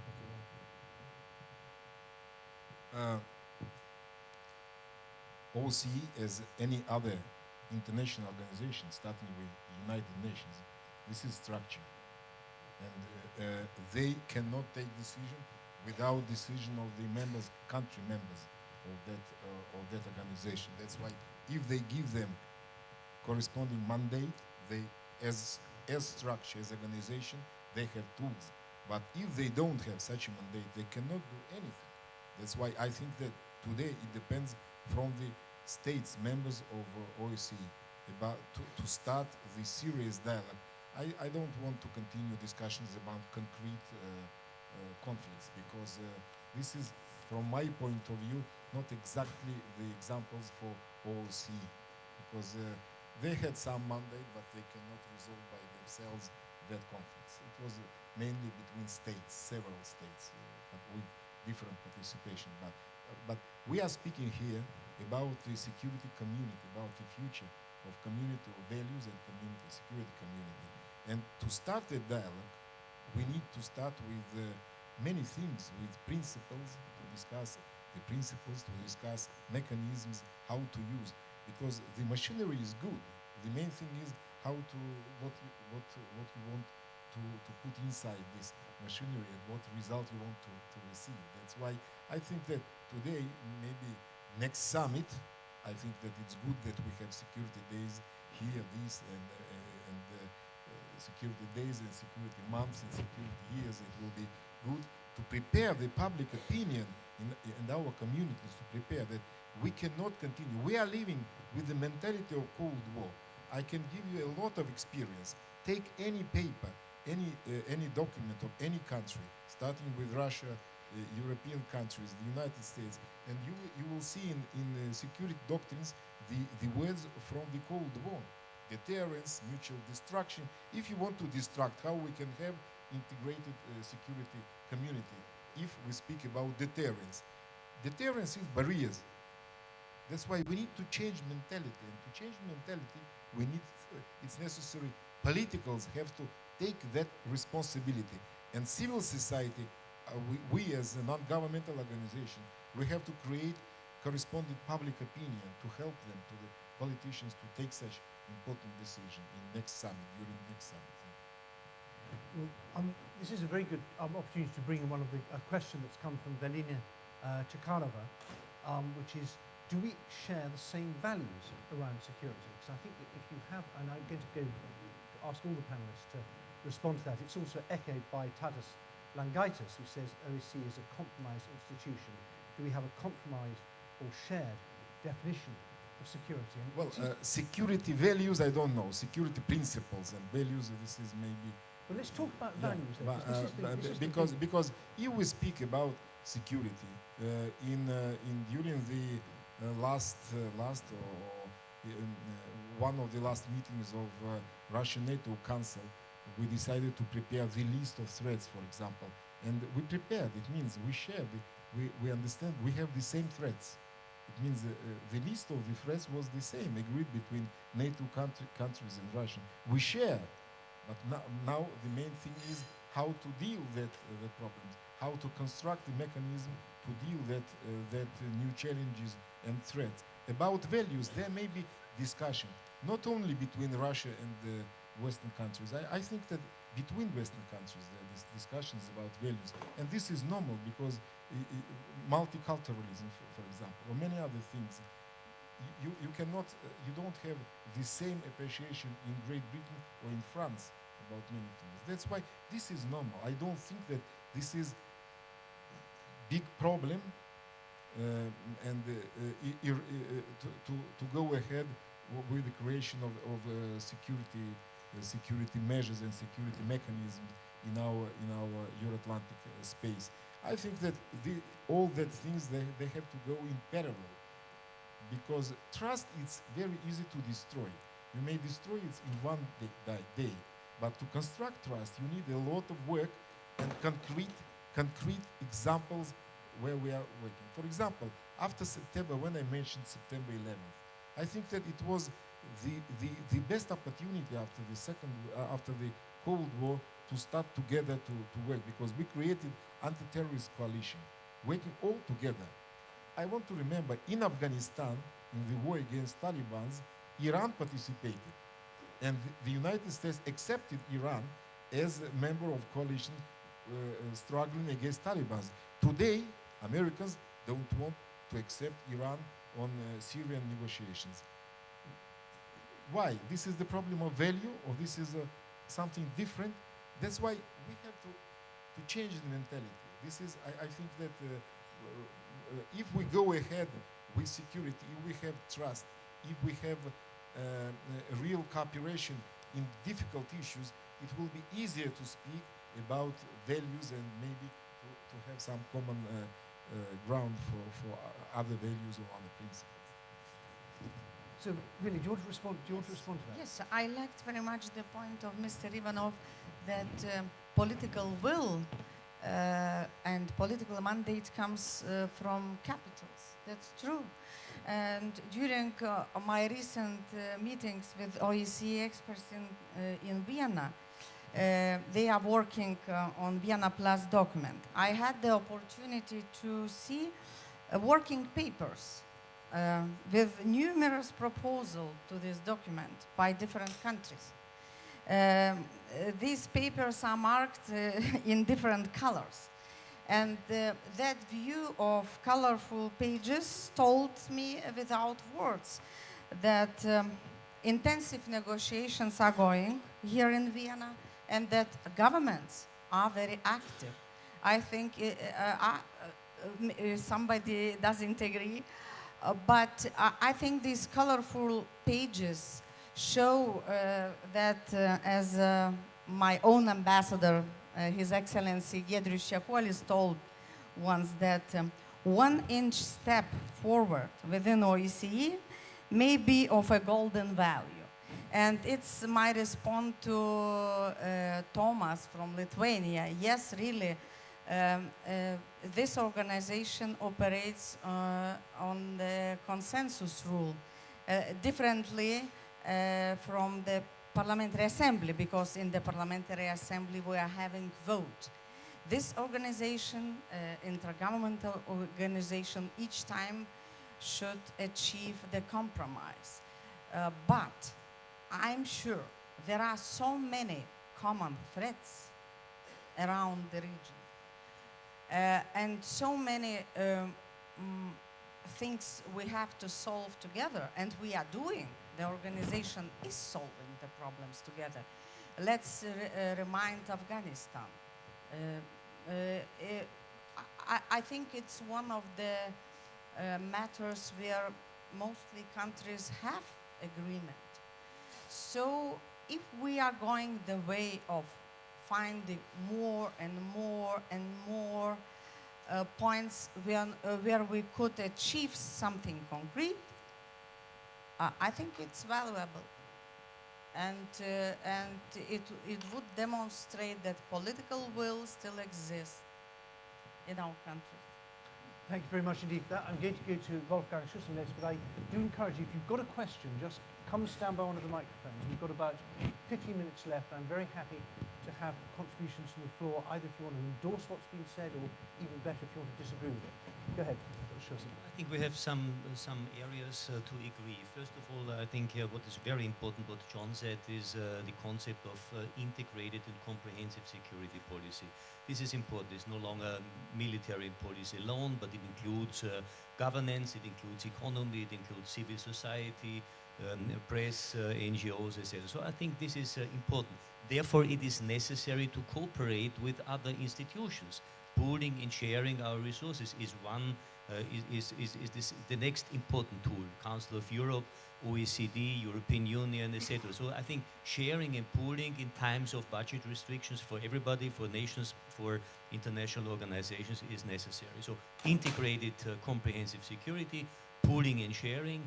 Third point, not to forget the old tasks, arms control, disarmament, maybe new international legislation on new weaponry, drones, etc. So this is the next point which we should and we could agree. And then it's absolutely true that the member states are responsible for the success of OECD, of OSCE, no doubt about it. But there's an interesting book written by, I think it's Charles Sunstein, about nudges. Nudges is a kind of a soft push, not? You should do something. So I think security days like this conference is such a nudge. What are the new challenges? What is the new direction we should go on? And I think this is important.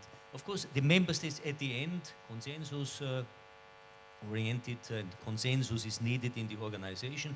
But so to say, to push a little bit the perspective, what is needed, what is coming, what challenges are ahead of us. I think this is important, and I think Security Days is also probably a few years in the future, looking back, maybe this is a little bit part of a future success story.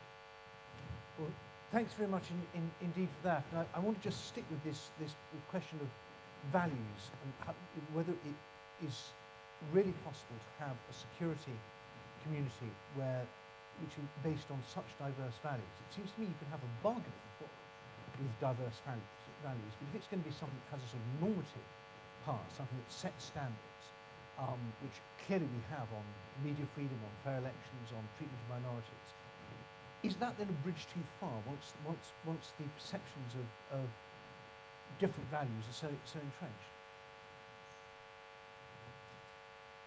Well, no, I don't think that we are going too far.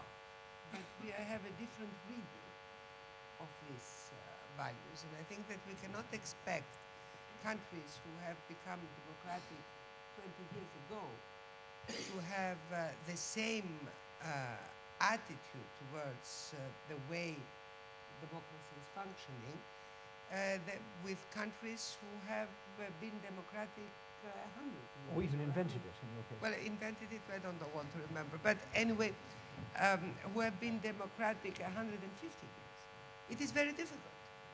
Ladies and gentlemen, I was at the Galilee Desert, and I was looking at the Galilee Desert, and I was asking myself, why did Moses need 40 years to run around this desert to get out?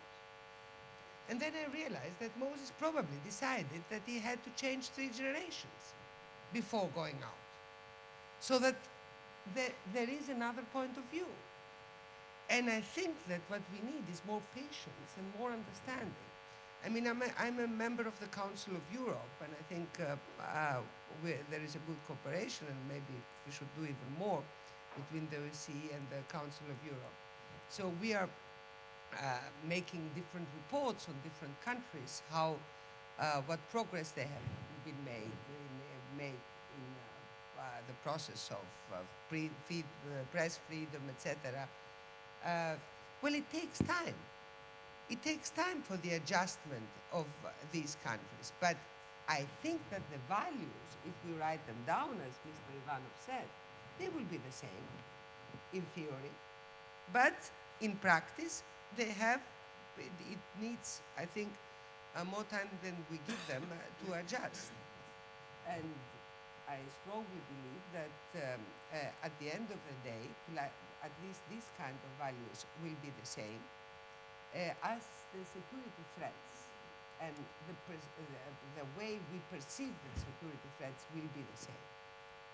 But it will also take apparently more time to overcome, and there I disagree with the ambassador again. I think they are ideas in the back of our minds which come from the Cold War in many ways.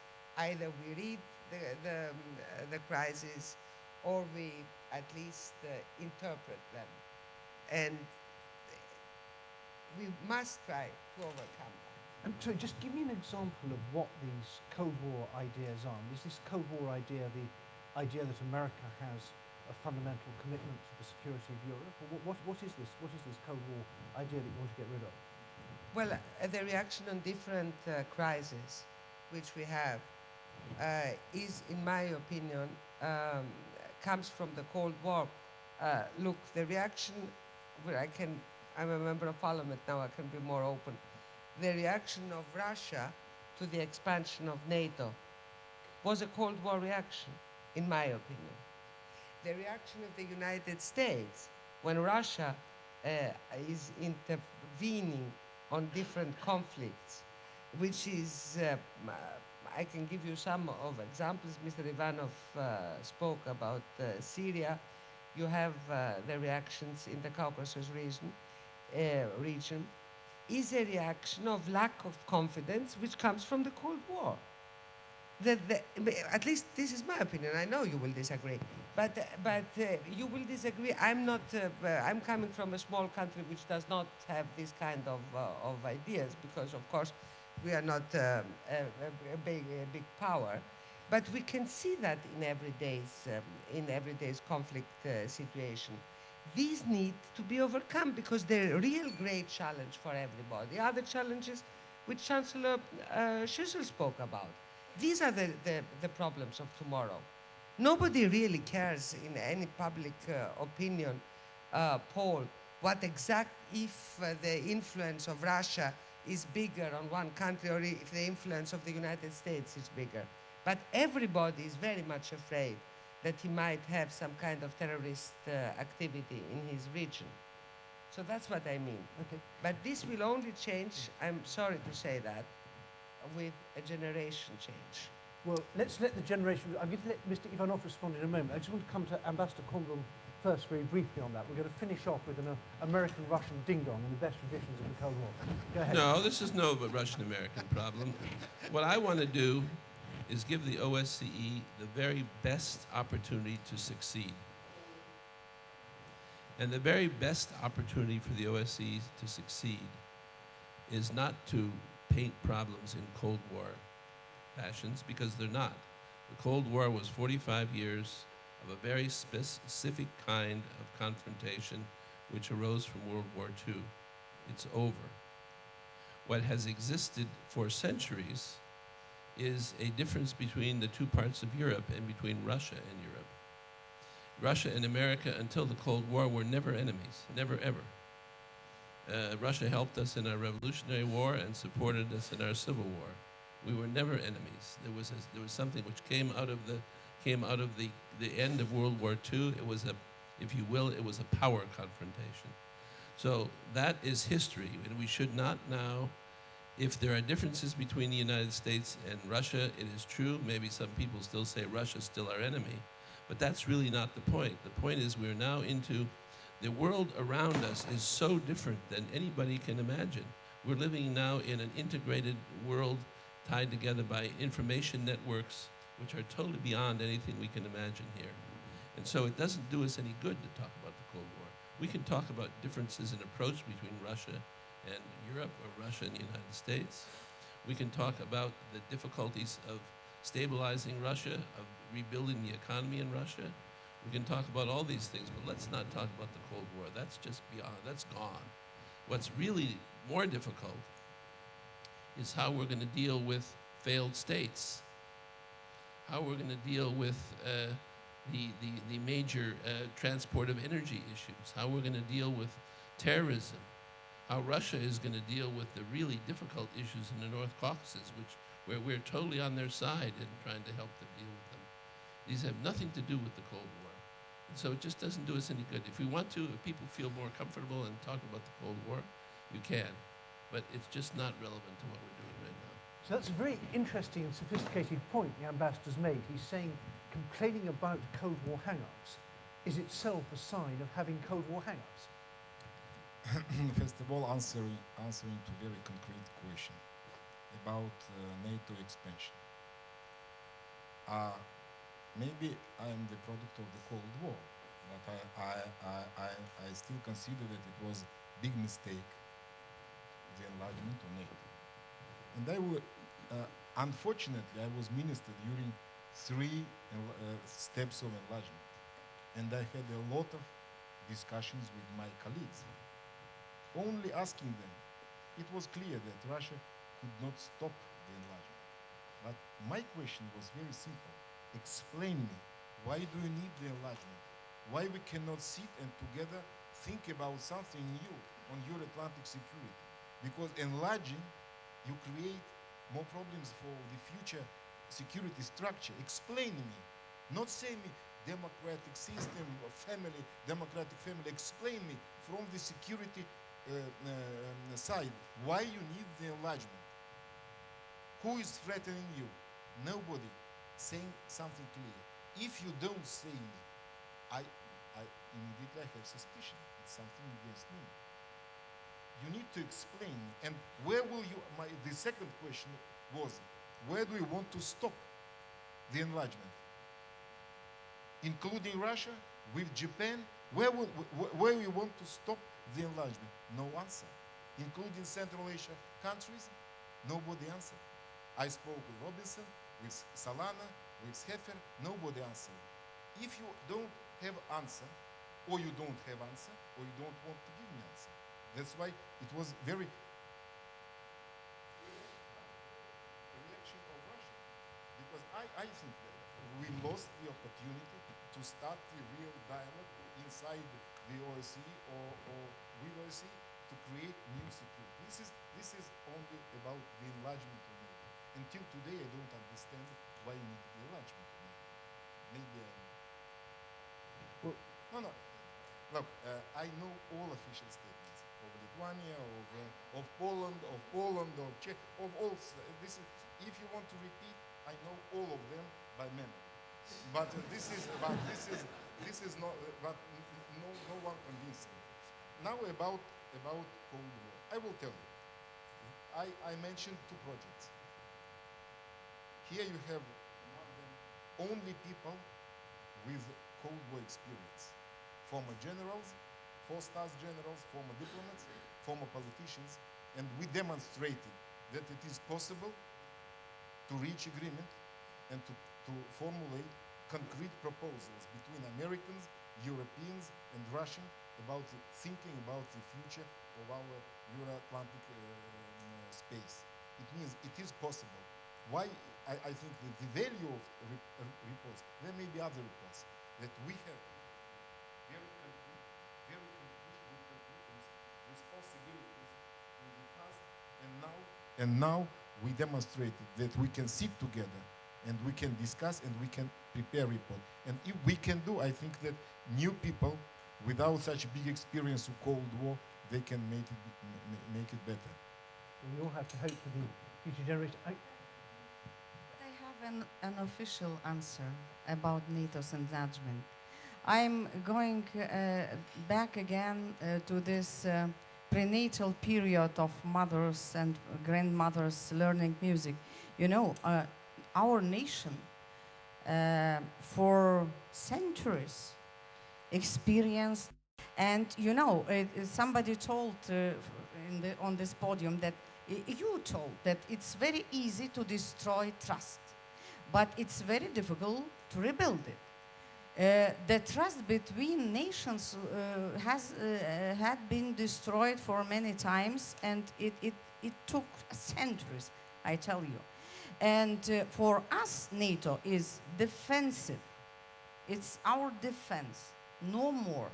You know how little we spend on our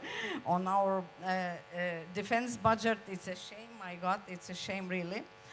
But of course, all Nordic countries, not only Baltic but Nordic as well, they are observing how much Russia increases his military budget, and developments which are going in the Kaliningrad, modernizing of armament, this, how you call it, small nuclear, tactical nuclear weapons. And yeah, you know, I'm not sure Lithuania has a tank. I don't know, maybe no one, no, we have no one. We are not dangerous, really, and everybody understands it. But when you see such a concentration, even Swedish Democrats become a little bit scared, you know. And it's not a Cold War. It is not the fact of Cold War. It's something new. Something new, what is coming again. We don't want it. We will want to play music. I like Tchaikovsky. My God, it would be much better. But facts are on the table. And it's not about emotions. Mr. Ivanov, I'm going to give you the last word. So this is not the last. This is not the last. This is the different concept of security. You want to do it with NATO. And what I'm saying, I want your security, not my security. I want your security, but with new construction, where everybody will feel secure. And this is the different perception of the security, different vision. If you have some preoccupation, we have to sit together to discuss, you have to explain, and we have together find the solution. This is the best solution for everybody. Sure, but Mr. Ivanov, I'm going to give you a final response. But I just want to frame a question first, and then you can respond to it. And then I think we've done very well in setting up the discussion for the rest of the security days. But it's a fundamental problem, isn't it, when you've got small countries next to big ones, and the small countries are scared. And I guess everybody here knows the story of what happened on Good Friday, when you had a Russian aviation maneuvers, and the Russian planes carried out a dummy attack on Stockholm. And I was in Stockholm a couple of weeks later, and all the Swedes are talking about now is maybe they should join NATO.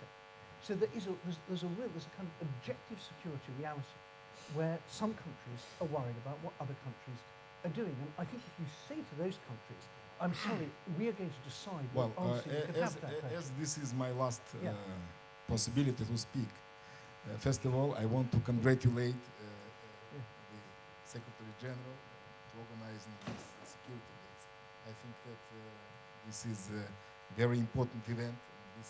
It's very important to have such an exchange of views and opinions, because I think that we have all the same goal: how to make it better our Euro-Atlantic space, how it make it more secure and more good for people to live here. Now, the second point, I want to come back to my words. I think that we can have discussions about enlargement or not enlargement, about Transnistria, about Nagorno-Karabakh, but it's clear that today all the organizations, all structures which we have on Euro-Atlantic space, OSCE, NATO, European Union, Chancellor, and many others, they are not, they don't respond to real threats and challenges of the 21st century. It means it's clear that we need to do something. We cannot stay and continue to think about the past, about centuries. Okay, it was what we can. We cannot change the history, but we have to think about the future, and it's necessary to maintain this serious dialogue and to listen everybody. I don't accept that we have great states, small states, medium. All states have the same voice and the same right if we want to have the real community, security community, and the real community of values. And this is not my idea. This is exactly how the Helsinki process started. I remember the negotiations during the final act of Helsinki. With Malta, we had a lot of problems. With small countries, all of them, they had voice and they have their opinion, and we discussed with everybody trying to convince. That's why we agreed on final act, we signed it, and it was so important for the future of Europe. This is how we need to work together. Sit together, listen everybody, respect the opinion of everybody, and try to satisfy the position of everybody. Then after that, starting with this basis, we can create real community of security and values. Well, thank you very much. It's a sign of a good discussion that it's hard to end it. And we've run over a little bit, and I think we could have probably carried on all through lunch and probably into the afternoon as well. We were just warming up, and I apologise to the other panellists who didn't get a chance to have a last word and a last word. But we will continue to discuss all these issues over the rest of these security days, and I think we've got off to a terrific start. I'm very grateful to our followers on Twitter for tweeting. I'm grateful to you for paying attention. Most of all, I'm grateful to all the panellists for their good humour and eloquence. So thank you very much indeed. Yeah.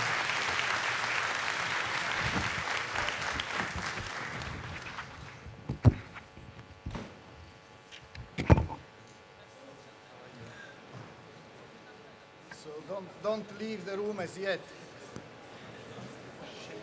First of all, thank you very much to the moderator and to the panelists. I personally think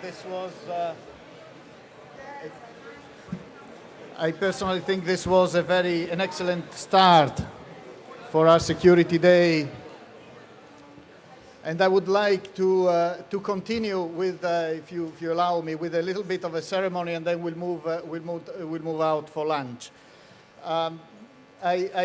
Like you, I followed with interest this debate. I thought personally it was a very good beginning of the discussion that we will continue over the next day and a half.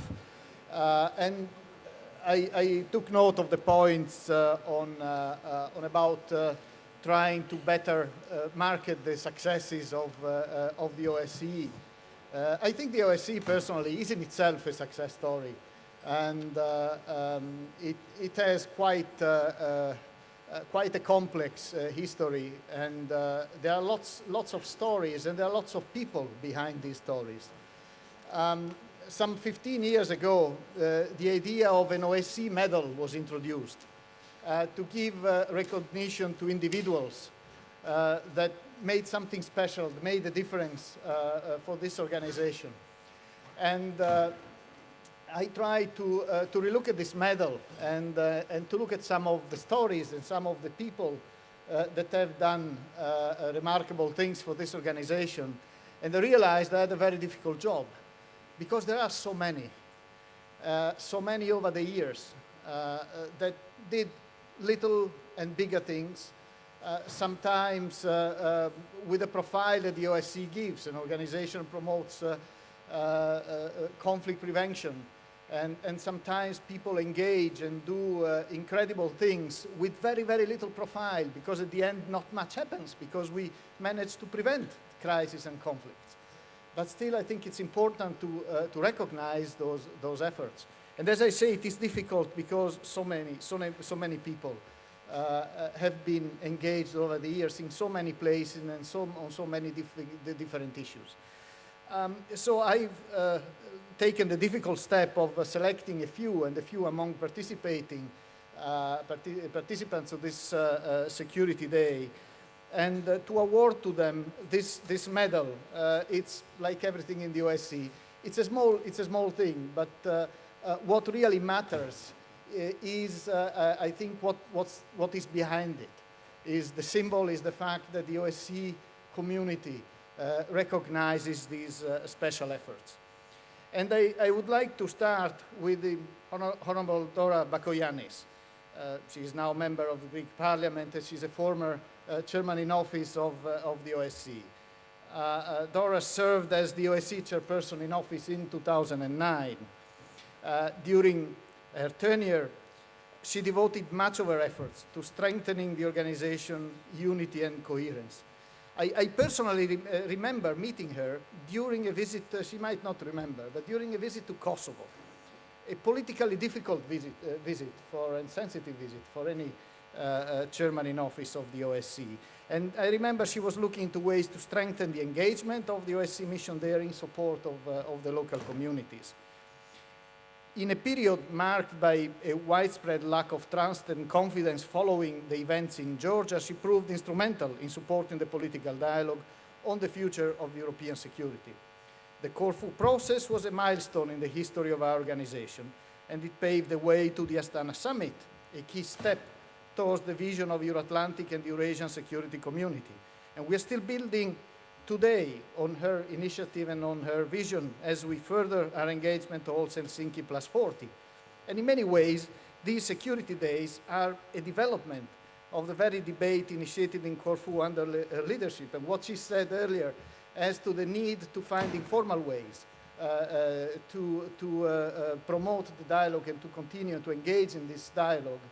This is the spirit that is informing the Security Days, and that comes exactly from this Corfu initiative.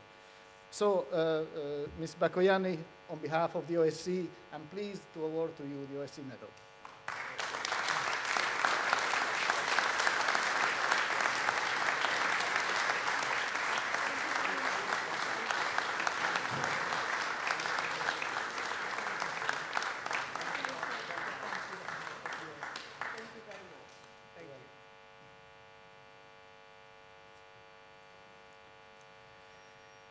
Ambassador Giancarlo Aragona. Ambassador Aragona steered the organization in the challenging period of the mid to late 90s, in the run-up to the landmark OSCE summit in Istanbul, a time of change, a time of key challenges for the organization, but also a period which produced defining documents for the organization, a legacy of which we still benefit today. At the time, the Istanbul Charter, the Platform on Cooperative Security, the adaptation of the CSCE Treaty were all key initiatives which were developed during his tenure. And of course, it was challenging in Southeast Europe, in the Balkans.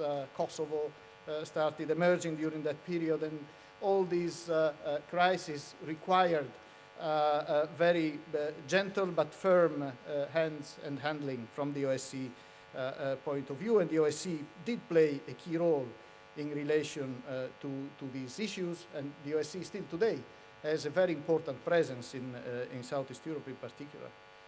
And as OSCE Secretary General, and I know very well myself the challenges of this job, he had the important task of facilitating the transformation of the CSCE process, a process of regional dialogue, into a fully fledged operational regional security organization.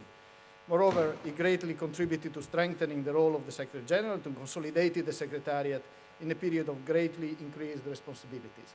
So, Ambassador Aragona, dear Giancarlo, it's a pleasure for me to award to you the OSCE medal, which I take it was introduced under your tenure.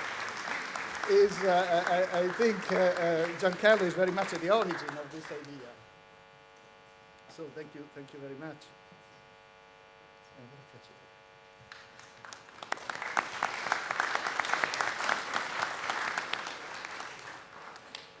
Ambassador Igor Ivanov played a key role in the promotion of peace and stability in Europe. In the unstable period of the 90s, he was a great supporter of multilateralism.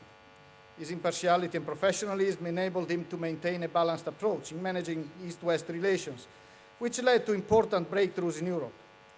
His instrumental role in co-chairing the Dayton settlement talks and the consequent ending of the Bosnian War has been universally appreciated. I personally remember him in Istanbul, where he played an instrumental role in brokering some key deals which allowed for the successful adoption of key documents such as the Istanbul Charter and the Platform on Cooperative Security and the adopted CFE Treaty. I suspect, thinking back to that time, that together with our friend Alexander Grushko, we might have kept you awake late in the night to come to conclusion on some of these difficult decisions that had to be taken in Istanbul. Still today, he is very actively engaged in promoting the concept of Euro-Atlantic community, as you just heard, an initiative which I personally see very in line with a vision emerging from the Astana summit and fundamentally inspiring our strategic debate today. Very strong support of our security days, so it is my pleasure, Ambassador Ivanov, to award you with the OSCE medal.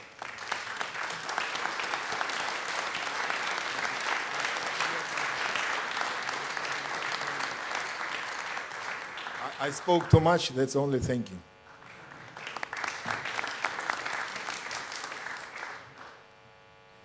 Ambassador John Kornblum is distinguished for his efforts to improve East-West relations during the 70s and the 80s, and his constructive and proactive contribution to initiatives aiming at strengthening peace and security in Europe. As a US delegate, as we also heard this morning, he was heavily engaged in the early days of the CSCE, or even before that, the quadripartite negotiations in Berlin, the Helsinki final act, of course, the Geneva preparation, the Belgrade conference. I remember him well in NATO in the early 90s, at a time when the North Atlantic Alliance was looking, in fact, at the OSCE as a source of possible mandates for peacekeeping operations to which NATO might have contributed. Ambassador Kornblum then led the US delegation to the 1992 Helsinki Review Conference and subsequently headed the US mission to the CSCE in Vienna until 1994. And he was also one of the main architects of the Dayton peace agreement in 1995. And beyond that, he's still actively engaged, is one of the strong supporters of the OSCE still today, and as his participation in the panel this morning demonstrates, he's following very closely what we do, and he has a very strong and original input to provide to our discussions. So thank you very much, dear Ambassador, dear John, and it's a pleasure for me to award you with the OSCE medal.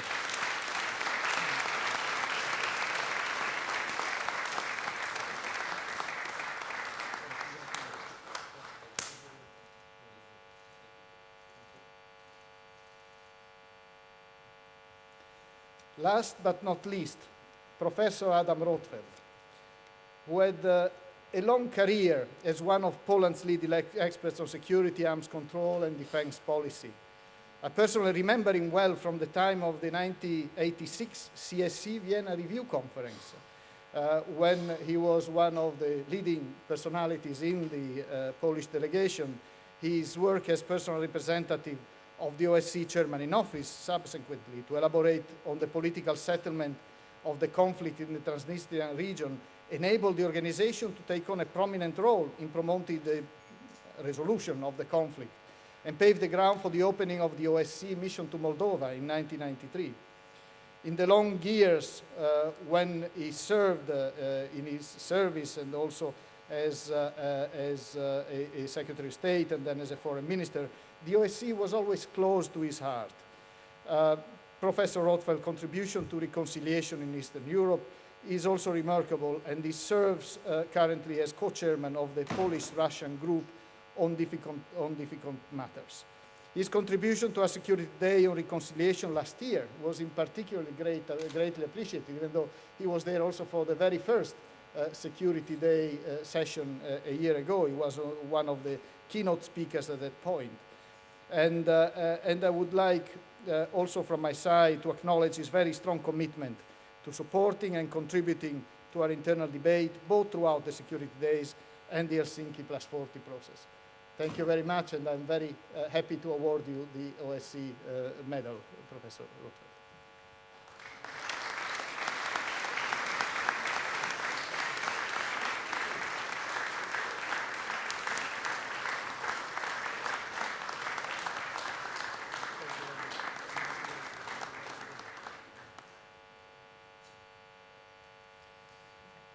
Okay, this concludes this short ceremony, and now everybody is invited for a buffet outside. Thank you very much.